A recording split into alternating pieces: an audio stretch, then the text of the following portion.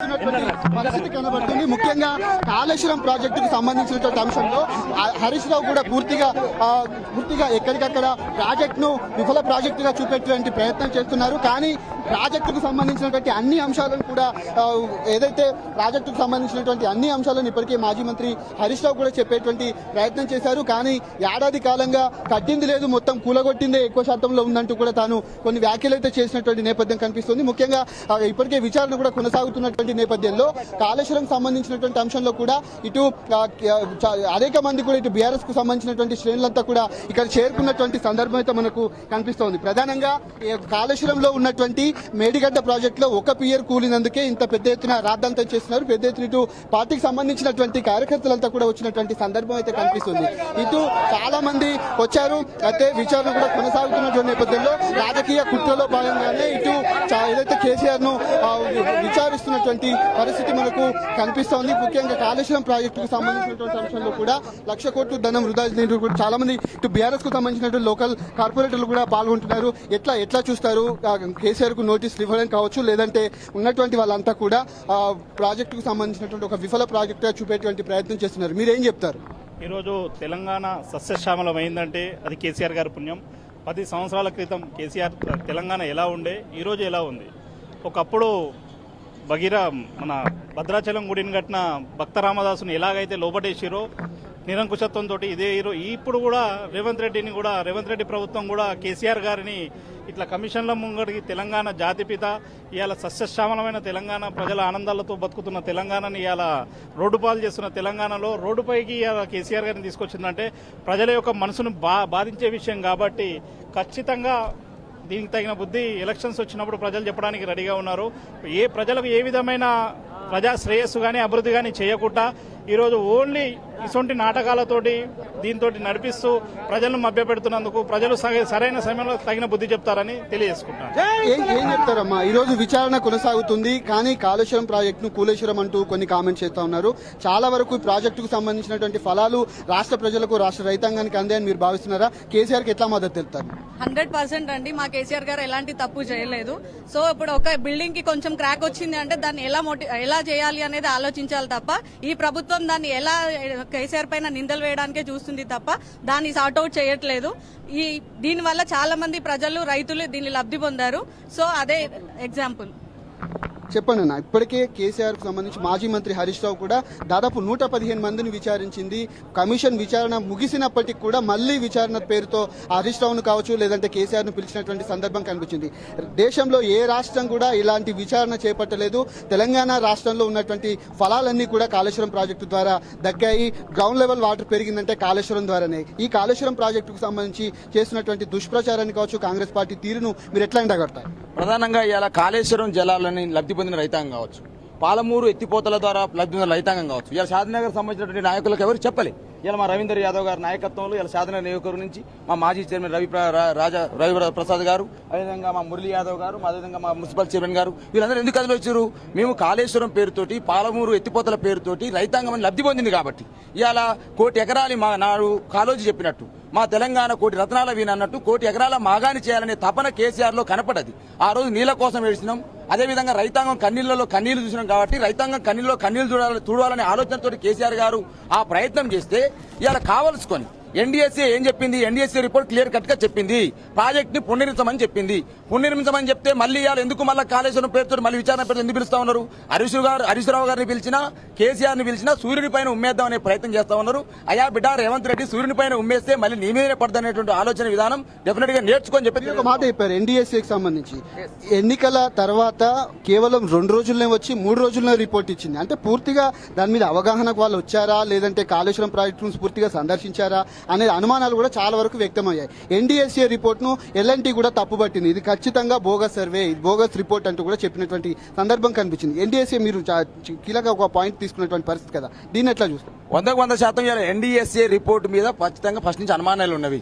తెలంగాణ ప్రభుత్వం సంబంధించి బదనాం చేయడం కోసం కేసీఆర్ గారి క్యారెక్టర్ ని అసెస్ చేయడం కోసము తెలంగాణ సమితి రైతాంగం నోట్లో మట్టి కొట్టడం కోసం ప్రయత్నం చేస్తా ఉన్నారు బ్రదర్.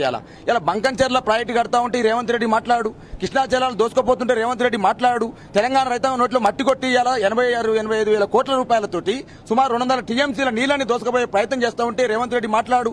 కానీ ఇలా తెలంగాణ రైతాంగం బాగు కోసము నీళ్ళని తీసుకురావాలనే తపనతోటి 60 సంవత్సరాల తెలంగాణ గోసను తీసినట్టు తెలంగాణ తొలి ముఖ్యమంత్రి కేసీఆర్ ని విచారణ పేరుతోటి పిలుస్తూ ఇలా ఇబ్బంది పెట్టడం చూస్తే ఇలా తెలంగాణ ప్రజల కళ్ళల్లో ఇలా బాధలు కనపడతా ఉన్నాయి, కన్నీళ్లు కనపడతా ఉన్నాయి. అయ్యో మా రైతు నాయకుడు, మా తెలంగాణ తొలి ముఖ్యమంత్రి, మా తెలంగాణ ఉద్యమకారుడు, తెలంగాణ ఉద్యమ నేత, కారణ జన్ముడు, మా కన్నీళ్లు చూసినటువంటి ఈ నాయకుడిని తీసుకొచ్చి విచారణ పెడుతూ రేవంత్ రెడ్డి చేస్తారని చెప్పేసి రైతులు ఏడుస్తున్నారండి. ఇలా స్వచ్ఛందంగా ఇలా షాద్నగర్ నుంచి ఎవరు పిల్లలే వాళ్ళే వచ్చి మా సార్ని చూద్దాం, మా సార్ని ఇంత ఇబ్బంది పెడుతున్నారు రేవంత్ రెడ్డి చెప్పి మాట్లాడుతున్న సందర్భం కనపడతా ఉంది. 100% ఇలా రేవంత్ రెడ్డి గారు గతంలో ఈయన ఏమనుకుంటే నన్ను జైలు వేసింది కాబట్టి కేసీఆర్ కూడా విచారణ చేయాలని చెప్తా ఉన్నాడు. అయ్యా రేవంత్ రెడ్డి గారు, మీరు జైలుకు పోయింది స్వాతంత్రోద్యమం కోసం పోలేదు నాయన, నువ్వు ఓటుకు నోటు కేసులో పోయినటువంటి ఒక దొంగవు నాయన. నిన్న ఇంత పెద్ద మాట అన్నది, నేను చదువుకున్న వాడిని, విద్యార్థి నాయకు, ఉద్యమ నాయకుని, నిన్న ఇంత పెద్ద మాట అన్నట్టు నా నోరు రావట్లేదు. ఎందుకంటే రేవంత్ రెడ్డి ఇలా కావాల్సుకొని చేస్తున్న కుట్ర ఇది. ఒకవైపు ఇవాళ సార్ నేను అడుగుతా ఉన్నాను సార్, ఇవాళ కాళేశ్వరంలో అవినీతి జరిగిందని మాట్లాడుతున్నారు సార్. 94,000 కోట్ల రూపాయలు దీని బడ్జెట్. అదేవిధంగా ఇలా 3,662 కోట్లు మేడిగడ్డ ఖర్చు అయింది సార్. 3,662 కోట్లలో ఏ అవినీతి జరుగుతుంది? ఇలా అంటా ఉన్నాను, 3 బ్యారేజీలు సుందిల కావచ్చు, అన్నారం కావచ్చు, మేడిగడ్డ కావచ్చు, ఈ 3 ప్రాజెక్టులు కలిపినా 10,000 కోట్ల ఓపెన్ అవుతుంది. ఈ 10,000 కోట్ల రూపాయలలో లక్షల కోట్ల అవినీతి ఎక్కడ జరిగిందో రేవంత్ రెడ్డి నిరూపించాల్సిన అవసరం ఉంది. ఈయనకు మల్లన్న సాగర్ రిజర్వాయర్ కనపడదు, బసవపురం రిజర్వాయర్ కనపడదు, కొండాపోచం రిజర్వాయర్ కనపడదు, గన్నమల్ల రిజర్వాయర్ కనపడదు. రిజర్వాయర్లు 141 టీఎంసీ లెవెల్ చేసే రిజర్వాయర్లను కట్టినది కనపడదు. కానీ ఏదో కాళేశ్వరం అవినీతి జరిగిన ఒక అబాస్ పాలు చేసే ప్రయత్నం చేస్తా ఉన్నారు. ఇలా 100% ఇలా అభిమానులు ఎవరుతున్నారు, కేసీఆర్ అభిమానులు, కేసీఆర్ బీఆర్ఎస్ పార్టీ కార్యకర్తలు. ఇందులో ఒక మాట ఏంటంటే కాళేశ్వరం ప్రాజెక్ట్ ని ఒక విఫల ప్రాజెక్ట్ చూపిస్తున్నారు. కానీ ఎస్ఎల్బీసీలో ఇప్పటి వరకు చనిపోయినటువంటి 8 శవాలు బయటికి రాలేదు. దీన్ని మీరు ఎట్లా చూస్తారు సార్? ఇవాళ నేనేమంటున్నట్టే, ఇలా రేవంత్ రెడ్డి గవర్నమెంట్ డిజాస్టర్ అయింది సార్. వాళ్ళు పరిపాలన చేత కావట్లేదు. కేసీఆర్ గారి మీద ఏదో అబాస్ పాలు చేసి ఏదో విచారణ చేసేసి అలా డైవర్షన్ పాలిటిక్స్ మాత్రమే చేస్తా ఉన్నారు. ఇలా ప్రజలకు ఇచ్చిన హామీలను మర్చిపోయినారు. 2,500 గాలికి ఎగిరిపోయింది, తులం బంగారం గాలికి ఎగిరిపోయింది, రైతు బంధు గాలికి ఎగిరిపోయింది, రైతు రుణమాఫీ గాలికి ఎగిరిపోయింది. అదేవిధంగా ఇలా పింఛన్ గాలికి ఎగిరిపోయింది, ఆసరా పింఛన్ అసలు రావట్లేదు. ఇలా ఏదైతే కాళేశ్వరం సంబంధించి ఇవాళ ఎస్ఎల్బీసీ సంబంధించి ఏదైతే ఉందో ఇలా 100% 8 మంది చనిపోయారండి. 2 శవాలు మాత్రమే తీసిర్రు, మిగతా 6 తీయలేదు. నువ్వు రాగానే ఏదైతే సుంకిశాల సంబంధించినటువంటి రిటర్న్ వాల్ కూలిపోయింది, ఒట్టెం పంప్ హౌస్ మునిగిపోయింది. ఇలా ఎస్ఎల్బీసీ మొత్తం 8 మంది చనిపోయినరు. ఏం చేస్తావు చెప్పు రేవంత్ రెడ్డి? ఖబర్దార్, కావలసుకొని కేసీఆర్ కుటుంబాన్ని, కేసీఆర్ ని ఇబ్బంది పెట్టాలని చూస్తే బీఆర్ఎస్ పార్టీ నాయకత్వం, తెలంగాణ ఉద్యమ నాయకత్వం చూస్తూ ఊరుకోదు. ఖబర్దార్ రేవంత్ రెడ్డి హెచ్చరిస్తా ఉన్నాం. ఎట్లా చూస్తారు కేసీఆర్ విచారణను? ఎట్లా చూస్తారు? అరగంట నుంచి కూడా విచారణ దాదాపు 45 నిమిషాల నుంచి కూడా కొనసాగుతుంది. మొన్న హరీష్ రావుతో కూడా కీలక సమాచారం కూడా తాను సమర్పించారు. 115 మంది చెప్పినటువంటి సమాచారం కూడా వాళ్ళకి ఇంకా సరిపోలేదా? ఎందుకు ఇందులో రాజకీయ కుట్ర ఏమైనా దాగుందని మీరు భావిస్తున్నారా? రాజకీయ కుట్రలో భాగమే ఇదంతా. ఈరోజు తెలంగాణ రాష్ట్రాన్ని తెచ్చిన తెలంగాణ జాతిపిత అయినట్టు కేసీఆర్ని తీసుకొచ్చి ఈరోజు విచారణ పేరు మీద ఇక్కడ కూర్చోబెట్టడం ఇది పైశాచిక ఆనందం తప్ప ఇంకేమి కాదు.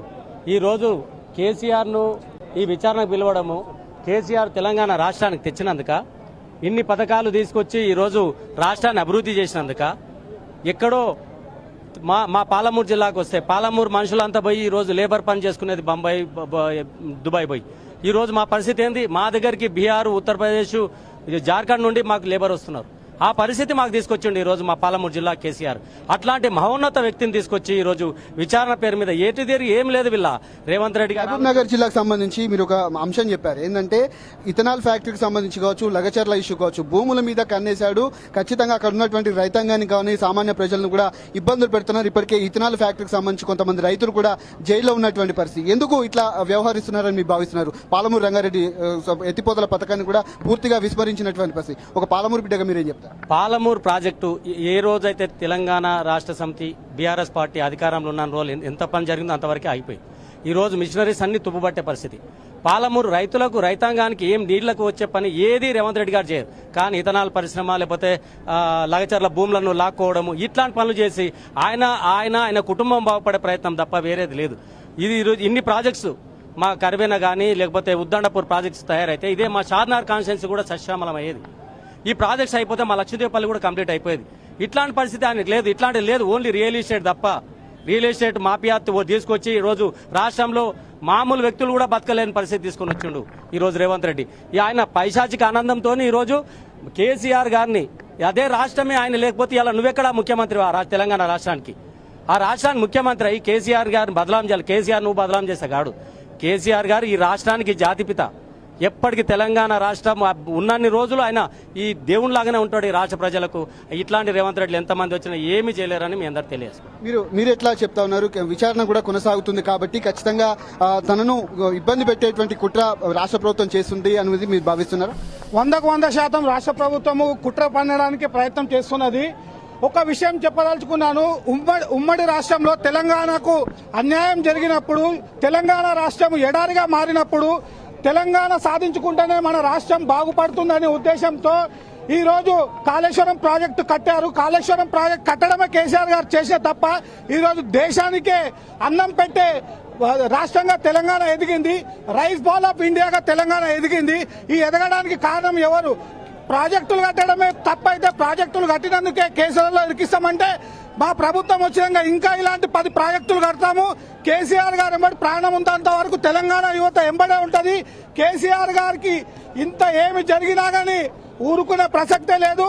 రేవంత్ రెడ్డి చాతగాని తనము, కాంగ్రెస్ పార్టీ చాతగాని తనము ఇందులో బయటపడుతున్నది. కేసీఆర్ గారు ఎంబడి ఎప్పటికీ నిరంతరం ఉంటామని తెలియజేస్తున్నాము. జై తెలంగాణ, జై కేసీఆర్. ఎట్లా చూస్తారు మీరు?